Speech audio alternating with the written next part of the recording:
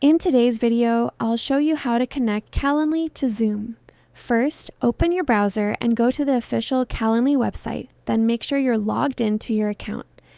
Once you're on the homepage, look at the left-hand menu and click on Integrations and Apps.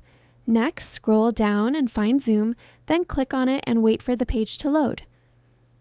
After that, you'll see two options: set up Zoom for your organization or set it up just for yourself. Choose the option that fits your needs. Once selected, you'll be prompted to log into your Zoom account. You can sign in using your email and password or choose another method like Google Login. For example, if you select Google Login, just pick your account and continue. After successfully signing in, your Zoom account will be connected to Calendly. From here, you can also enable options like automatically adding Zoom meeting details or summaries for all the meetings you host. And that's it. That's how you connect Calendly to Zoom. Like and subscribe. Thank you for watching.